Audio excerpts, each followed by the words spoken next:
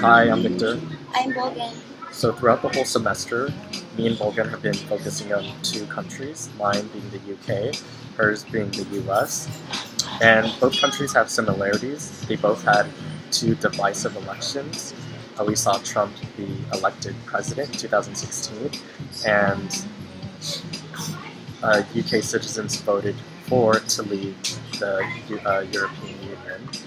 And I think both had similarities in the fact that the perception of immigration was highlighted, culture clashes, and we also saw rising nationalism. So to start off, on June 23rd, 2016, the UK left the European Union, or they voted to do so, and it was split, 52 to leave, 48 to stay.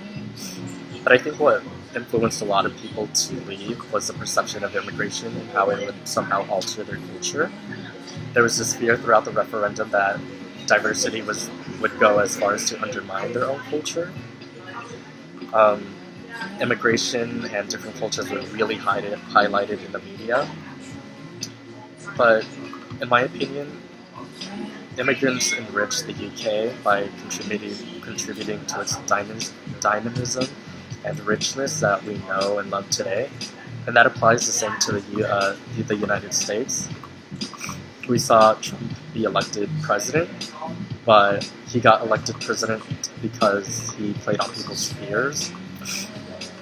He made that very apparent when he made his first announcement that he was running for president. He said that Mexicans are rapists, they're criminals, and that Mexico isn't sending their best, and that really resonated with me because it really affected me, my family members, and really just family and friends. His campaign was also centered around the idea of a wall being put up on the southern border, and that Mexico would pay for it. The Samuel is a theory. The Samuel Huntington states, it is my hypothesis that the fundamental sources of conflict in the New World will not be primarily ideological or primarily economic. The great division among humankind and dominating source of conflict will be cultural.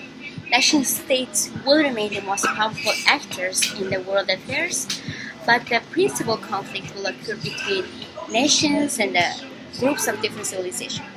This is also very true in the case of UK and the United States, especially these past few years. People voted to leave the European Union and elected President Trump because some were played in their fears during their elections.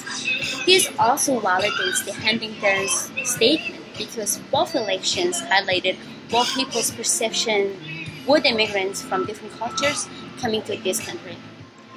People also voted to leave European Union, or who voted for President Trump thought the immigration along with different cultures would somehow take away from them or clash with their respective cultures, traditions, and values.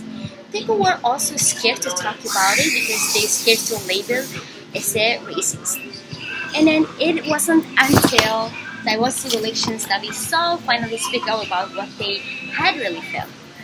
According to Clifford Great states, there are words for country, for people, for homeland and state, but there is no word, even any ready circumlocution that collapses from all into that cohesive unity to personhood and politics that the vocabulary of European nationalism does.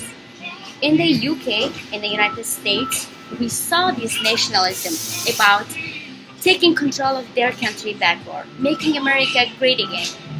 However, immigrants don't come to this country looking for handouts or undermine anyone's culture or take anyone's job either. Rather, they work hard that contribute to makes British values and belief and what was always made America great.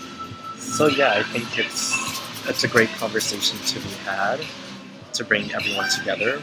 Brexit voters and Trump voters need to get over their nationalism. The UK and the United States would not be where they're at today if they didn't have immigrants and everything that they have contributed. Thank you.